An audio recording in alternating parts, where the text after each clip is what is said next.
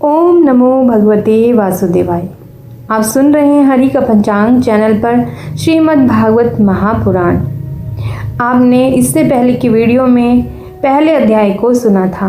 आज आप सुनेंगे प्रथम स्कंद के दूसरे अध्याय। पहले अध्याय में शौनक आदि ब्रह्म आदि ऋषियों ने श्री व्यास जी से श्री कृष्ण की जन्म कथा सुनाने का वर्णन किया था। तो आइए सुनते हैं दूसरा अध्याय। श्री व्यास जी कहते हैं, शौनक आदि ब्रह्मादि ऋषियों की ये प्रश्न सुनकर रोमहर्षण के पुत्र उग्र श्रवा को बड़ा ही आनंद हुआ।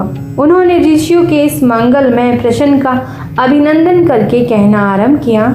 श्री सूत जी ने कहा, जिस समय श्री सुखदेव जी का यज्ञोपवीत संस्कार भी नहीं हुआ था, सूत्राम लौकिक वैदिक कर्मों के अनुष्ठान का अवसर भी नहीं आया था, उन्हें अकेले ही संन्यास लेने के उद्देश्य से जाते देखकर उनके पिता व्यास जी विरह से कातर होकर पुकारने लगे, बेटा बेटा। उस समय तन्मय होने के कारण श्री सुखदेव जी की ओर से वृक्षों ने उत्तर दिया, ऐसे सबके हृदय में विराजमान श्री सुखदेव मुनि को मैं नमस्कार करता हूँ। यह श्रीमद् भागवत अत्यंत गोपनीय रहस्यात्मक पुराण है। यह भगवत स्वरूप का अनुभव कराने वाला और समस्त वेदों का सार है। संसार में फंसे हुए जो लोग इस घोर अज्ञान अंधकार से पार जाना चाहते हैं, उनके लिए आध्यात्मिक तत्वों को प्रकाशित कराने वाला यह एक अद्वितीय दीपक है। वास्तव में उन्हीं पर करुणा करके बड़े बड़े मुनियों के आचार्य श्री सुखदेव जी ने इसका वर्णन किया है। मैं उनको शरण ग्रहण करता हूँ।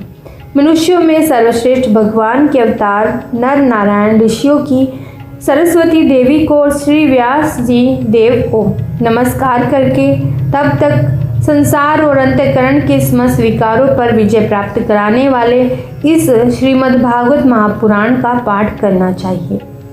ऋषियों, आपने संपूर्ण विश्व के कल्याण के लिए यह बहुत ही सुंदर प्रश्न किया है, क्योंकि यह प्रश्न श्री कृष्ण के संबंध में है और इससे भली भांति आत्मशुद्धि हो जाती है। मनुष्यों के लिए सर्वश्रेष्ठ धर्म वही है जिससे भगवान श्री कृष्ण में भक्ति हो। भक्ति भी ऐसी जिसमें किसी प्रकार की कामना ना हो और जो नित्य निरंतर बनी रहे। ऐसी भक्ति से हृदय आनंद स्वरूप परमात्मा की उपलब्धि करके कृतकृत्य हो जाता है।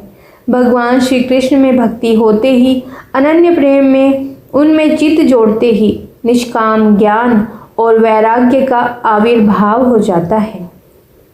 धर्म का ठीक ठीक अनुष्ठान करने पर भी यदि मनुष्य के हृदय में भगवान की लीला कथाओं के प्रति अनुराग का उदय न हो तो वह निरा श्रम ही श्रम है। धर्म का फल है मोक्ष। उसकी सार्थकता अर्थ प्राप्ति में नहीं है। अर्थ केवल धर्म के लिए है। भोग विलास उसका फल नहीं माना गया।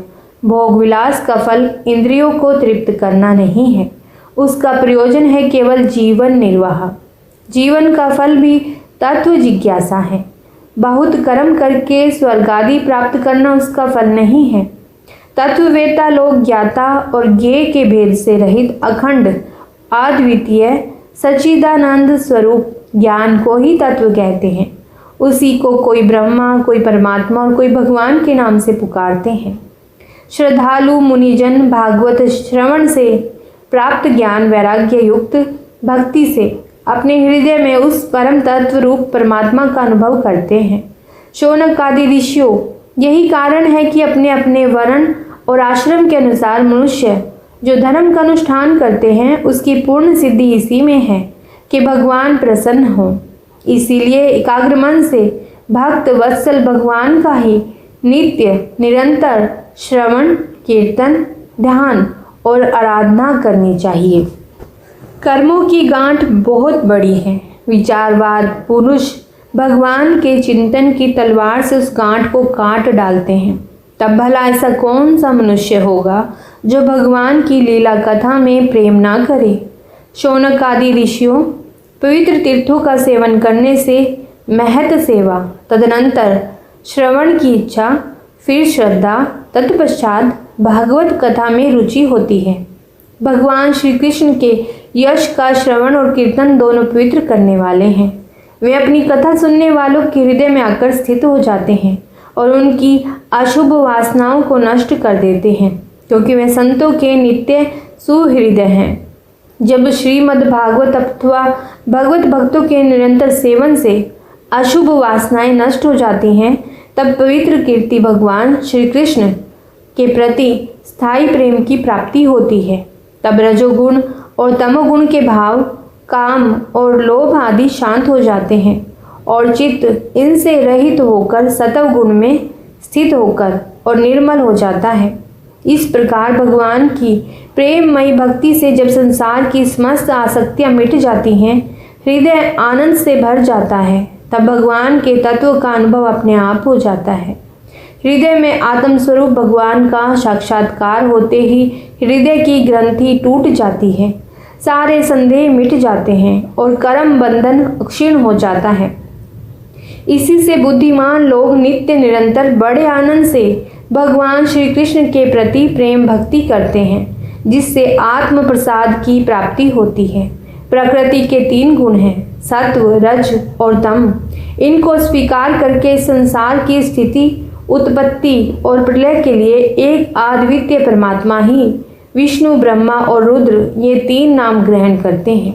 फिर भी मनुष्यों का परम कल्याण तो सत्व गुण स्वीकार करने वाले श्री हरि से ही होता है।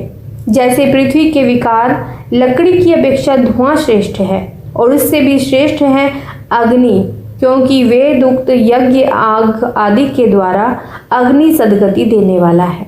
वैसे ही तमोगुण से रजोगुण श्रेष्ठ है और रजोगुण से भी सत्व गुण श्रेष्ठ है, क्योंकि वह भगवान का दर्शन कराने वाला है। प्राचीन युग में महात्मा लोग अपने कल्याण के लिए विशुद्ध सत्वमय भगवान विष्णु की आराधना किया करते थे। अब भी जो लोग उनका अनुसरण करते हैं वे उन्हीं के समान कल्याण भाजन होते हैं। जो लोग इस संसार सागर से पार जाना चाहते हैं वे यद्यपि किसी की निंदा तो नहीं करते, न किसी में दोष ही देखते हैं, फिर भी घोर रूप वाले तमोगुणी, रजोगुणी, भैरव आदि भूतपतियों की उपासना ना करके सत्वगुणी विष्णु भगवान और उनके अंश कला स्वरूपों का ही भजन करते हैं। परंतु जिसका स्वभाव रजोगुणी अथवा तमोगुणी है वे धन, ऐश्वर्य और संतान की कामना से भूत, पितर और प्रजापतियों की उपासना करते हैं, क्योंकि इन लोगों का स्वभाव उन भूत आदि से मिलता जुलता होता है। वेदों का तात्पर्य है श्री कृष्ण में ही, यज्ञों के उद्देश्य श्री कृष्ण ही हैं, योग श्री कृष्ण के लिए ही किए जाते हैं और समस्त कर्मों की परिसमाप्ति भी श्री कृष्ण में ही है। ज्ञान से ब्रह्म स्वरूप श्री कृष्ण की ही प्राप्ति होती है। तपस्या श्री कृष्ण की प्रसन्नता के लिए ही की जाती है। श्री कृष्ण के लिए ही धर्मों का अनुष्ठान होता है और सब गतियाँ श्री कृष्ण में ही समा जाती हैं। यद्यपि भगवान श्री कृष्ण प्रकृति और उसके गुणों से अतीत हैं, फिर भी अपनी गुणमय माया से जो प्रपंच की दृष्टि से है और तत्व की दृष्टि से नहीं है, उन्होंने ही सर्ग के आदि में इस संसार की रचना की थी। ये सत्व, रज और तम तीनों गुण उसी माया के विलास हैं। इनके भीतर रहकर भगवान इनसे युक्त सरीखे मालूम पड़ते हैं। वास्तव में तो वे परिपूर्ण विज्ञान घन हैं। अग्नि तो वस्तुतः एक ही है, परंतु जब वह अनेक प्रकार की लकड़ियों में प्रकट होती है तब अनेक सी मालूम पड़ती है। वैसे ही सबके आत्म रूप भगवान तो एक ही हैं, परंतु प्राणियों की अनेकता से अनेक जैसे जान पड़ते हैं। भगवान इस सूक्ष्म भूत, तन्मात्रा, इंद्रिय तथा अंतःकरण आदि गुणों के विकार भूत भावों के द्वारा नाना प्रकार की योनियों का निर्माण करते हैं और उनमें भिन्न भिन्न जीवों के रूप में प्रवेश करके उन योनियों के अनुरूप विषयों का उपभोग करते कराते हैं। वे ही संपूर्ण लोगों की रचना करते हैं और देवता, पशु, पक्षी, मनुष्य आदि योनियों में लीला अवतार ग्रहण करके सत्वगुण के द्वारा जीवों का पालन पोषण करते हैं। ओम नमो भगवते वासुदेवाय। आज यहाँ पर श्रीमद् भागवत महापुराण का दूसरा अध्याय संपन्न हुआ। यदि आप इस चैनल पर पहली बार आए हैं तो इस चैनल को सब्सक्राइब जरूर कीजिए, क्योंकि आपको यहाँ पर सभी तरह की कथाएं सुनने को मिलेंगी और जो भी जिस व्रत में उद्यापन या फिर जो कुछ भी पूजा विधि है वह भी आप इस चैनल की वीडियोस में प्राप्त कर सकते हैं। और यदि यह वीडियो आपको अच्छी लगी हो तो इस वीडियो को लाइक ज़रूर कीजिए और ज़्यादा से ज़्यादा शेयर कीजिए, ताकि सभी को पता चले कि हमारे ग्रंथों में क्या कुछ लिखा हुआ है और हमें अपने जीवन में क्या कुछ अपनाना चाहिए। इसी के साथ ओम नमो विष्णवे नमो, ओम नमो भगवते वासुदेवाय। जय श्री कृष्णा, जय श्री हरि।